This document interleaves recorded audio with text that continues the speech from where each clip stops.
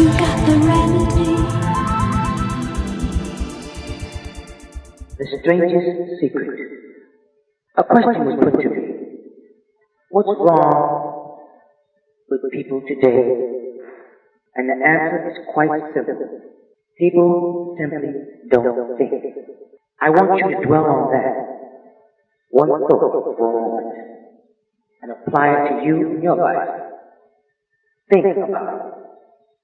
And it's about this that I want to talk to you today. We live in a time called the Golden Age. This is an era that man has looked forward to and had dreamed would come for centuries. But since it's here, we pretty well take it for granted. We're in America, which is a particularly fortunate country, in the richest land that ever existed on the face of the earth, is by far a gift. A land of abundance with opportunities for everyone. Many things that we as Ansar Allah do, we would not be able to do or execute in any other part of the world. Many of our accomplishments and our growth are made by strong effort and determination, which with the same effort and determination in other lands could not happen. Whether it is Sudan, Saudi Arabia, or any Islamic country that you may wish to go to and establish, you would not be able to do it. Now, do you know what happens? Look at it this way. Look at it like this. Let's just take 1,000 men who start at the same age, 25. Do you have any idea what will happen to those men by the time they're 65? Better yet, let's make it 100 to simplify it. These 100 men, who will all start at the even age of 25, believe they are going to be successful. If you ask any one of these men if he wanted to be a success, he'd simply tell you yes. And you'd notice that he is eager towards life, and that he feels deep in his heart that he's going to accomplish something. You see a certain sparkle in his eyes. You see a certain directness in his character. And life seems like a pretty interesting adventure for him. But by the time they are 65, one will be rich, 4 will be financially independent, 5 will still be working, and 54 will be broke. Now think about it. Out of the 100, only 5 make the grade. Now why do so many people fail? What has happened? What happened to that sparkle that was there when they were 25? What becomes of the dreams, the hopes, the plans? And why is there such a large and desperate group of failures? What do they need? What happened to what these men intended to do and what they actually accomplished? When we say 5% achieve success, we have to define exactly what success is. And here's the best definition I've ever been able to find. Success is the progressive realization of a worthy ideal. I'll pause here for you to think. Now listen, and I've said this to you many times. If a person is working towards a predetermined goal and knows where he's going, that person is a success. If he is not doing that, he's a failure. Success is the progressive realization of a worthy ideal. I want you to think on the problem. We're taught to think and believe that the opposite of courage in any society in the world is cowardice. And this is not true. The opposite of courage is conformity. And there you have the trouble today. It's conformity. People acting like everyone else without even knowing why, without knowing where they're going. Now think on this. In America right now, there are over 80 18 million people 65 years and older. And most of them are broke. They depend on someone else's ideas and lifestyles and programs for their necessities. What do I mean by this? I mean that when one is born, he is not born a doctor, he's not born a lawyer, he's not born a teacher, he's not born an imam, he's not born a preacher. He is just born a being. And destiny says that this being will grow. And if there is no deficiency in the flow of intellect, utilization of sight, sound, taste, smell, and feel, this person is constantly being educated or programmed by its environment. Therefore, if the environment is not geared towards a progressive growth, then this person will be ungrown and improgressive. If the environment is steered towards progressive growth and the person's senses are all acting, he will indeed grow. Therefore, we as the Sovereign Law community are supposed to be trying to set up an environment that is progressive for the growth of mentally stable children. However, we have accepted that in most cases, you and myself alike have been programmed through television, through music, through styles, through diet, through environment. And all of this is a product of the history of the environment or country that we're in. If we are to bring about change, then we must change our environment. We must change what we see, what we hear, what we taste, what we smell, and what we feel. If we bring into this new life, this newborn life, as proclaimed by one of the great masters of the scripture, called Jesus the Messiah, that you must be born again, in order to be saved. If we accept the fact that we are being born again, and therewith are being saved, then we must come as children to be re-reared and re-informed, to re-utilize our senses and to learn how to utilize our senses for the new environment. If we don't do this, then we have conformed. And if you and I conform to a failing society, then we are destined also to be failures. The black population in the Western Hemisphere and in many other parts of the world are subjected to an inferior doctrine. They are bred by way of the media to feel inferior. Therewith, they will be inferior. They are bred to feel that they are enslaved. Therewith, they are enslaved. So the greatest of all cowardice, the opposite of all courage, is to conform. To conform to a failing society means that in due time you are destined to fail. But to break the law of conformity, much like you and I have accepted by setting up our own community and our own society and our own educational plans for our future, means that we've taken the courage to fight for our natural inborn rights. You don't petition for civil or equal rights unless you feel that you don't have it. No one on the face of the earth can give you equal or civil rights if you don't first realize who you are and what you are and predetermined goals for the future. Stop and think on this for a moment. Now, we learn to read by the time we're 7.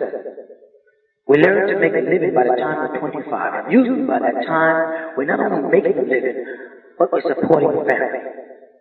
And yet by the time we're 65, we haven't learned how to become financially independent in the richest land that has ever been known. Why? Because we conform. And the trouble is that we're acting like the wrong percentage group, the 95 who don't succeed. Now, why do these people conform? Because I wanted your mind to work. I wanted it to tumble. Now, the reason is to survive. They're under the impression that in order to survive, you must swim in the direction that the waves are going, or apparently are going. This is not true. Why do they conform? Most of them really don't know. These people believe their lives are shaped by circumstances, by things that happen to them, by exterior forces, their outer direction, or their what they call outer directed people. A survey was made one time that covered a lot of men working. I mean working men. And these men were asked, why do you work? And I'm sure if we did this in the Ansar law community today, if you walked around and surveyed and asked, why are you working? This is the type of answers you would get. Why do you get up in the morning? 19 out of 20 sisters and brothers would have no idea. If you ask them, they'll say, well, everybody else goes to work in the morning, and that's the reason they do what they think. Because everyone else is doing it. They believe that they are working in the cause of themselves, mainly to survive, to get by each day and do what they consider their part in this mission. Now let's get back to our definition of success. Who will succeed? The only person who succeeds is the person who is progressively realizing a worthy ideal. He's the person who says, I'm going to become this, and then begins to work towards that goal. I'll tell you who the successful people are. A success is a school teacher who is teaching school because that's what she wants to do. Success is the brother who goes out each day after making Salatul Fajr with the intention to succeed in propagating the message of the Almighty, to spread the good news, the pamphlet. This brother who sets goals and says, I am going to Jamaica Avenue, I am going to do this, I am going to do that, I am going to do it by this time, this person will succeed. Because he sets a goal and he sets out to accomplish it. The successful woman, or wife, or mother, is this because she wants to become a wife, a mother, and is doing by that a good job of it. Success is anyone who is doing deliberately a predetermined job because that is what he decided to do deliberately. But only 1 out of 20 does that. That's why today there isn't really any competition unless we make it for ourselves. Instead of competing, all we have to do is create. Think about that for a moment. For many, many years, I looked for the key, which would determine what would happen to a human being. Was there a key? I wanted to know, which would make the future a promise that we could foretell to a large extent. Was there a key that would guarantee a person becoming successful if he only knew about it and knew how, of course, to use it? Well, there is such a key, and I found it. Have you ever wondered why so many men work so hard and honestly without ever achieving anything in particular? And others don't seem to work hard, yet seem to get everything. They seem to have the magic touch. You heard them say, that anything I touch turns to gold. And that's what people say about someone. Everything he touches turns to gold. And have you ever noticed that the man who becomes successful tends to continue to become more successful? And on the other hand, you have noticed how the man who is a failure tends to continue to fail? Well, it's because of goals. Some of us have goals, some don't. People with goals succeed because they know where they're going, and it's just that simple. Think of a ship leaving a harbor, and think of it with a complete voyage mapped out and planned. The captain and the crew know exactly where it's going and how long it will take. It has a definite goal. Now, 9,999 times out of 10, it will get to where it started to go. Think on that for a minute. Now let's take another ship. Just like the first, only let's not put a crew on it, or a captain. Let's give it no aiming point, no goal, no destination. We just start the engine and let it go. I think you agree with me that if it gets out of the harbor at all, it'll probably sink or wind up on some desert beach. It can't go any place because it has no destination and no guidance. It's the same with the human being. Take this brother, for example. There's no other person in the world today with the future of a good salesman, selling in the world highest paid, because selling is the world's highest paid profession. If we're good at it, and if we know where we're going, everybody needs a top-notch seller. And the reward, those men with the sky, there's no limit to what they can accomplish. But how do you find a good salesman? One sells because he wants to, because he has a goal, because he's selling something he believes in. How? Someone once said, the human being is fixed not to prevent the strong from winning, but to prevent the weak from losing. Listen. Not to prevent the strong from winning, but to prevent the weak from losing. It is not so much in the business of surviving who you please. It's who you don't hurt or who you don't displease that makes one a successful salesman. It's not whether or not your product or your record is pleasing to the blacks or to the whites or to the Orientals. It's that your record or your product does not displease the blacks, the whites, or the Orientals. This makes it profitable. Think. Our society and its economy, meaning our community today, can be likened to a convoy in the time of war. That means a whole group of soldiers who have a destination.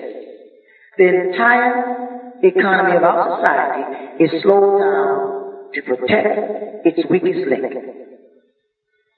Just as the convoy has to go at the speed that will permit the slowest vessel to remain in formation. Do you understand that? By that I mean, there are people who are crossing this desert with us, who are and have been wounded before they came to us. And therefore, all of the healthy soldiers who are marching on forward at top speed, working to our fullest potential and utilizing all available potentials are being stifled because we must wait for these mentally, emotionally crippled people. Therewith, the whole caravan has to live to keep up with them. Think about that for a moment. Now that's why in this community it appears to be so easy to live from day to day. I'm not talking about your needs. I'm talking about your ability to communicate with each other. Because it takes no particular brains or strategy. There's no competition. And therefore it makes living quite easy. I disagree. I think any society that has goals and deadlines should create competition. It should create success. And therewith, the individuals in the society have to set their own goals to succeed in leaps and bounds. And therewith, the whole community will succeed. But we have to first decide how high above the plateau we want to aim. Now, let's get back to the title of this tape, The Strangest Secret in the World. The story that I want to tell you today: why do men with goals succeed in life and men without them fail? Well, let me tell you. Something which, if you really understand it, will alter your life immediately. If you understand completely what I'm going to tell you, from this moment on, your life will never be the same again. You'll suddenly find that good luck just seems to be attracted to you. The things you want just seem to fall in line. And from now on, you won't have the problems, the worries, the limit, anxiety that perhaps you were experiencing before. Now, doubt, fear, well, they'll all be things of the past. Here's the key to success and the key to failure. We become what we think about. Now, let me say this again. We become what we think about. Throughout all history, the great wise men and teachers, philosophers and prophets have disagreed with one another on many different things. It is only on this one point that they are in complete and unanimous agreement. A man's life is what his thoughts make of it. Everything comes if a man will only wait. I brought myself by long meditation to the conviction that a human being with a settled purpose must accomplish it, and with nothing can resist. A man is what he thinks about the whole day long. The greatest discovery of all generations is that a human being can alter their lives by altering their attitudes of mind. If you only care enough for results, you will almost certainly obtain it.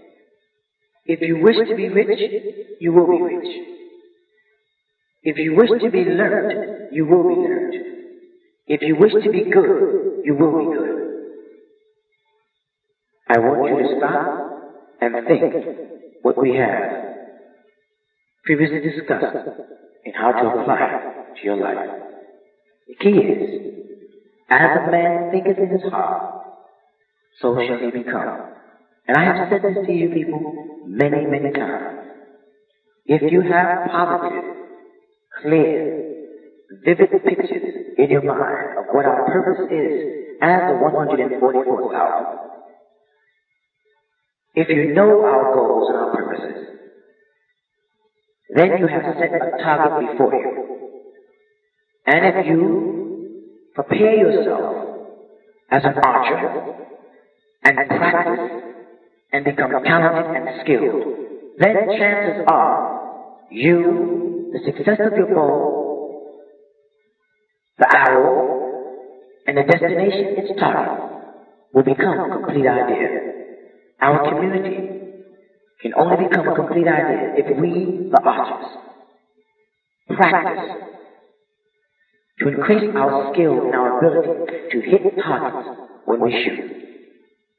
We're setting out to save a people that do not believe in themselves.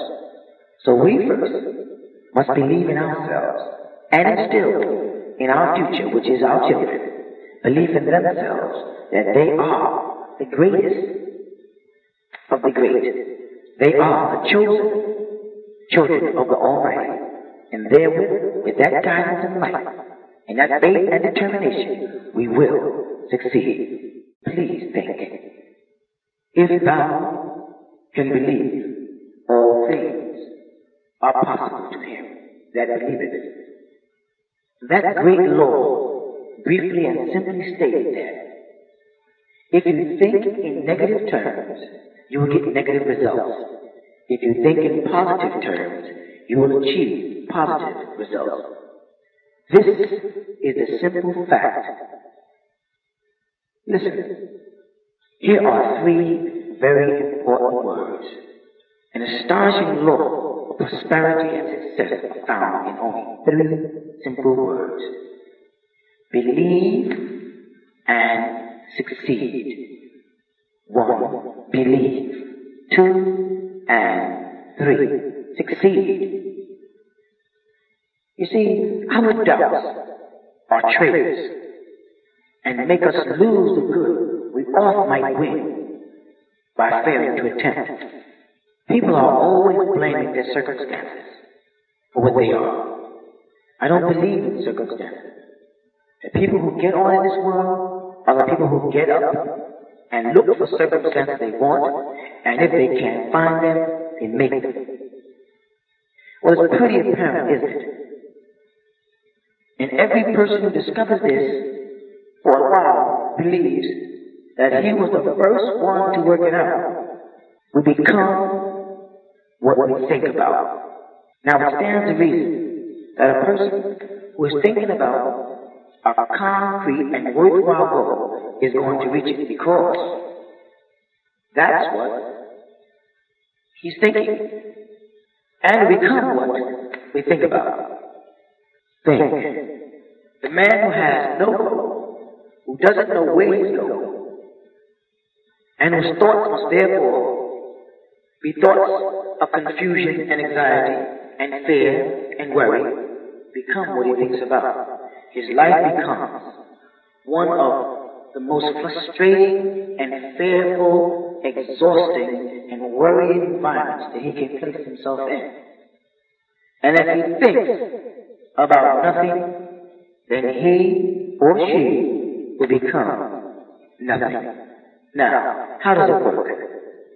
Why do we become what we think about? Well, I'll tell you, this is how it works. As far as we know, now to this very point, I've been trying to stress you outwards or working from the inward out. To believe first on yourself inside and it will manifest out. Now to this I want to tell you about a situation that parallels the human mind. Think about this. Suppose a farmer has some land and it's good, fertile land. Now, the land gives the farmer a choice. He may plant in that land whatever he chooses. The land doesn't care. It's up to the farmer to make the decision.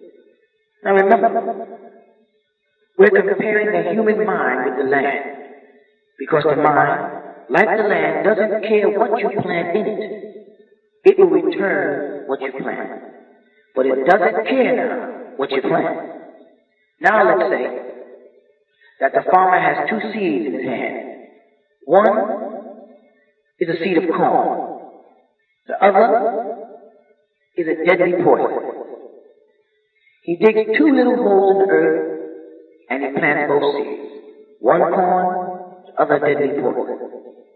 He covers up the holes, waters and takes care of the land.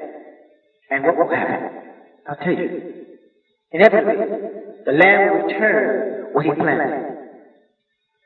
As it is written in the scriptures, as ye sow, so shall you reap. Now remember, the land does not care. It will return poison in just as a wonderful abundance as it will corn. So up comes two plants, one corn, one poison.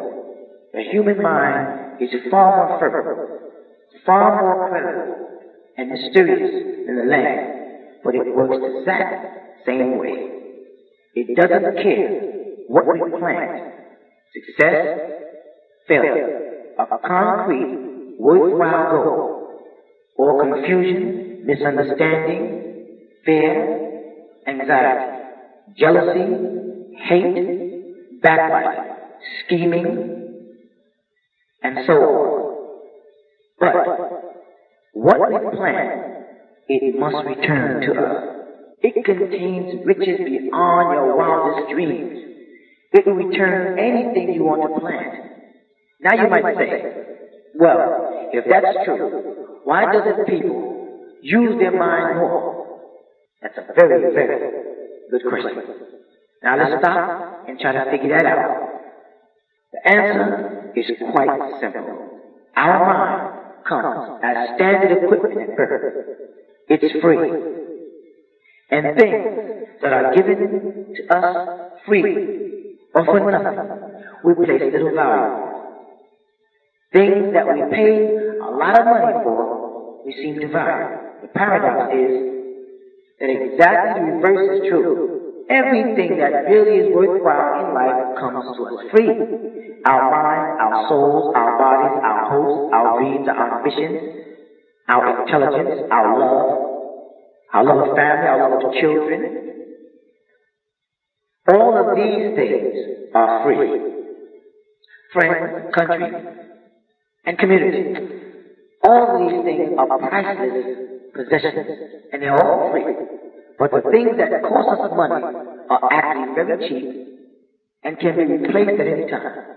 A good man can completely wipe out and make another fortune. Think about that. He can be completely wiped out, but he can survive, reorganize, and start and make a new fortune. Even if our homes burn down, we can build it. But the things we got for nothing, we can never replace. The human mind isn't used because we take it for granted. Familiarity breeds contempt. It can do any kind of job we assign to it. But generally speaking, we use it for little jobs instead of the big ones, the most important ones. Universities have proved that most of us are operating on about 10% or less of our abilities. So decide now, what is it you want? Plan your goals in your mind. It's the most important decision you'll ever make in your entire life. What is it you want? Do you want to be an outstanding person, an outstanding Muslim, a better worker at your particular job in the community? Do you want to go to places and seek out and find where things are needed and contribute in your community?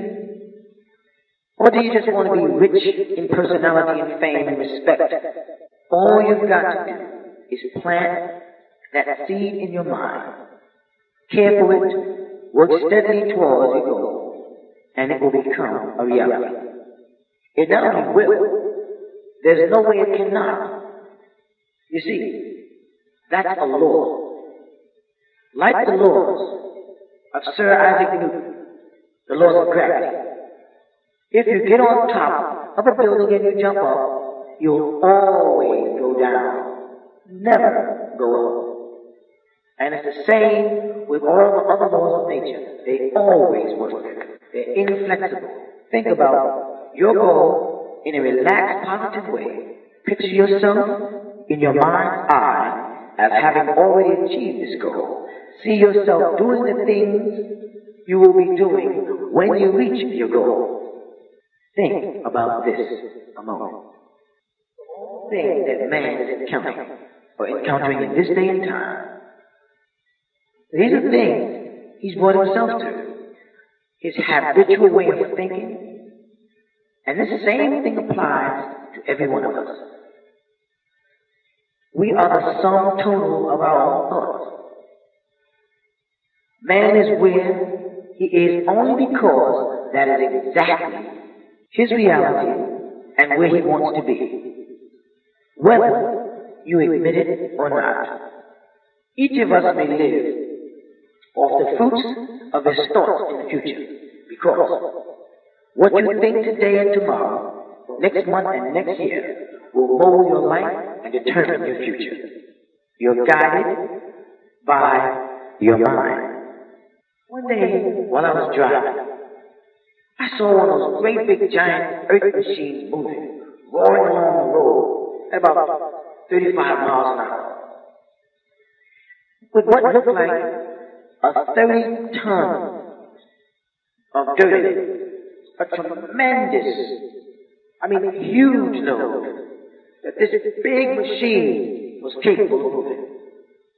And there was just a little man perched way up on the top with a wheel in his hand guiding it. Reflect on what I'm trying to tell you at this point. And as I drove along, I was struck by the similarity of that machine to the human mind.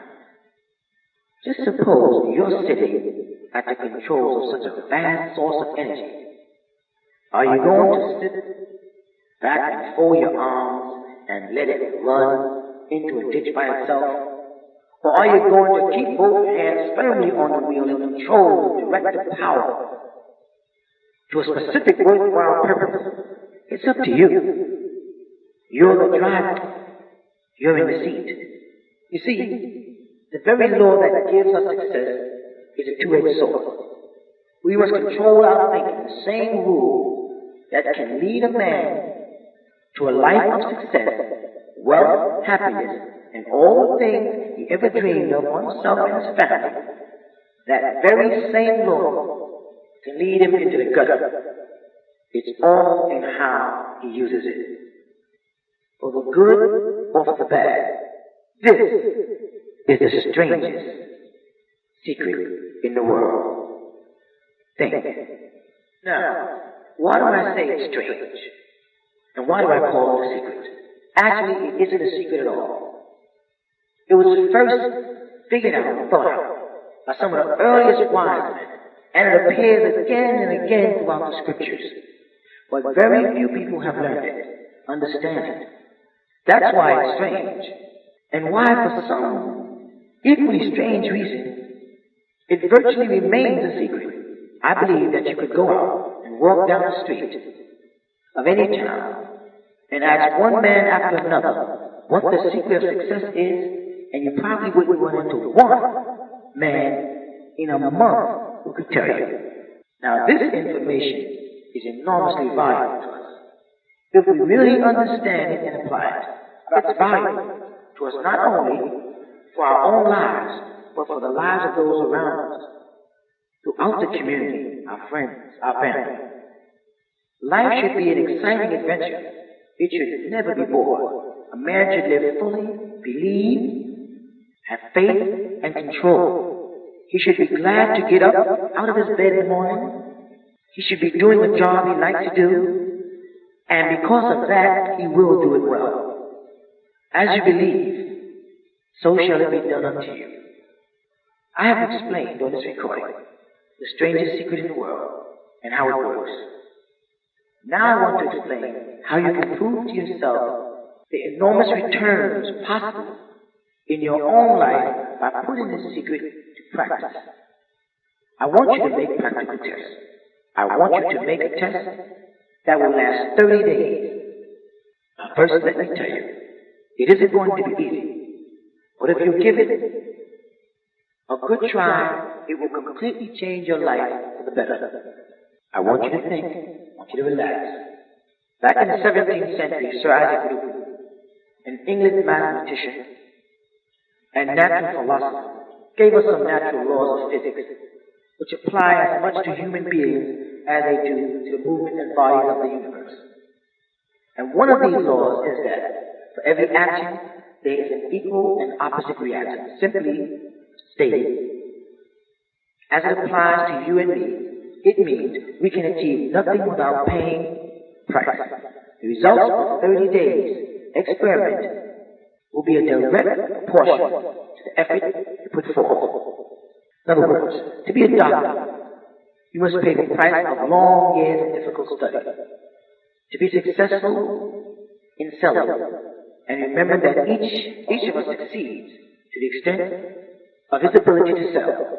Selling our families on an idea, selling education in schools, selling the children to the advantage of living a good and honest life, selling association, everything in the world is based on selling, whether it be an idea or a product. Now, what is that price? Well, it's many things. First, it's understanding emotionally as well as intellectually that we literally become what we think about. That we must control our thoughts. If we were to control our lives, it's understanding fully that as you sow, so shall you reap. Secondly, it's cutting away all fetters from the mind and permitting it to soar as it was divinely designed to do.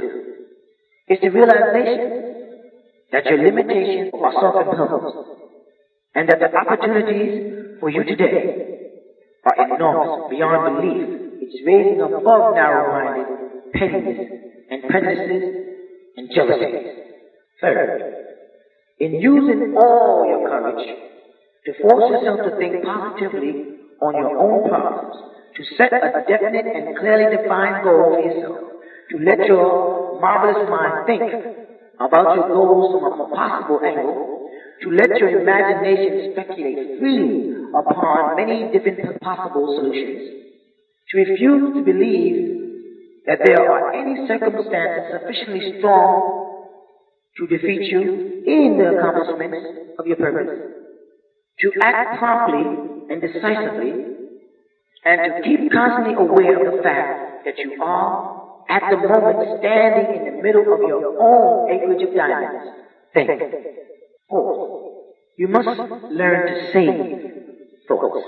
At least 10% of everything you hear, you should have stored in a saving bank of your mind that you can recall at any time or withdraw from. It's also remembering that no matter what your present job, it has enormous possibilities if you are willing to pay the price. You'll become what you think about.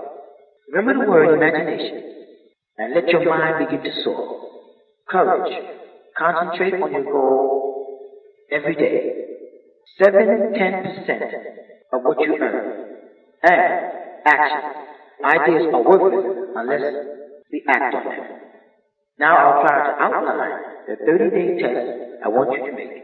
Keep in mind that you have nothing to lose by making this test, and everything you could possibly want to gain.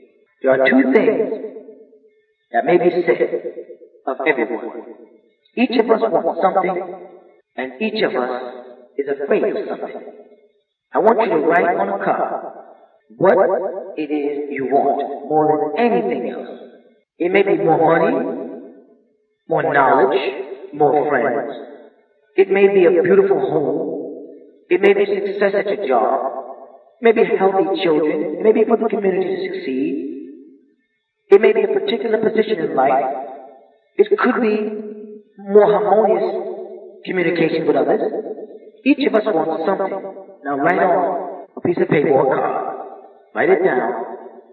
And write down specifically what it is you want. Make sure it's a single goal and clearly defined. You needn't show it to anyone, but carry it with you so that you can look at it several times a day. Think about it in a cheerful, relaxed, positive way each morning when you get up. And immediately you have something to work for. You see the point? Something to get out of bed for. Something to live for. Look at every chance you get during the day and just before going to bed at night. And as you look at it, remember that you must become what you think about. And since you're thinking about a goal or your goal, you realize that soon it will be yours. In fact, it's your reality. the moment you write it down and begin to think about it. Look at the abundance all around you. As you go about your daily businesses, you have as much right to the abundances as any other living creature. It is yours for the asking. Now we come to the difficult part. Difficult because it means the formation of what probably is a brand new habit. A new habit, I should say, and new habits are not easily formed. Once formed, however, it will follow you the rest of your life. Stop thinking about what it is you fear. Each time a fearful or negative thought comes into your consciousness, replace it with a mental picture of your positive and worthwhile goal.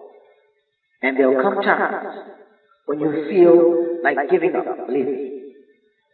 It's easier for a human being to think negatively than positively. That's why only 5% are successful. You must begin now to place yourself in that 5% successful group.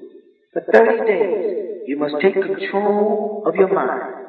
It will think only about what you permit it to. Each day, for 30 days, test.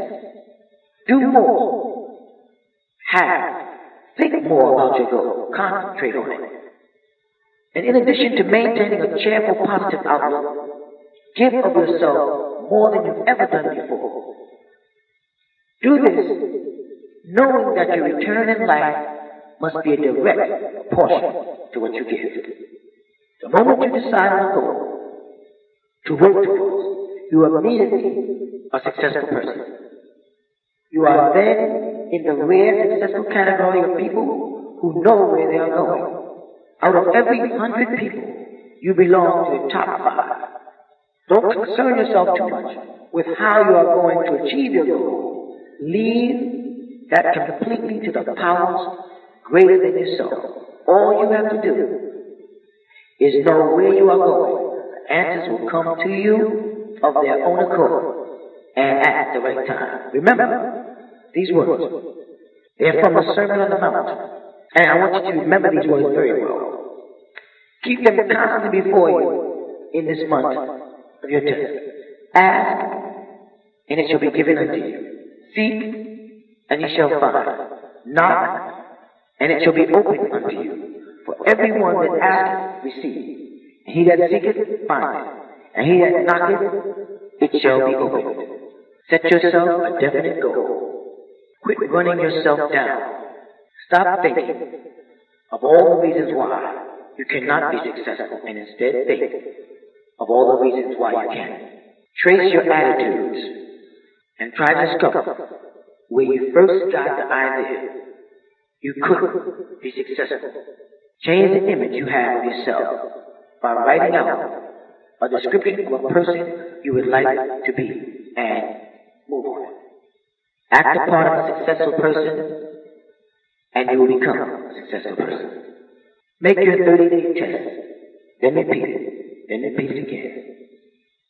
And each time, it will become more a part of you, until you wonder how you could ever have lived any other way. Live this new way, and the floodgates of abundance will be open and pour over you more riches, and I don't mean merely grow, than you may ever dream exist. But more important, you'll have peace. You'll be in that wonderful minority who lead calm, cheerful, successful lives. Start today. You have nothing to lose, but you have a whole life to win.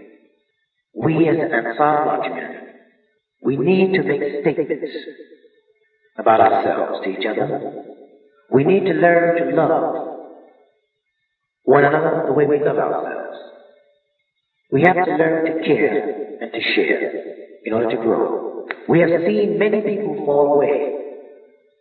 Some of us may be contemplating falling away. But it is the strong that survive. The weak shall perish. We're in a great day and time. For I mentioned to you many times, this year, This is the year of the breaking forth of the wicked ones. They're coming forth, and you will see their works. The devil, as he is called, is let loose this year. This New Year's night, he came forth. And we must bond ourselves together in love. We need each other for our strength. We must become concerned. We must unify our hearts and our minds and our purposes.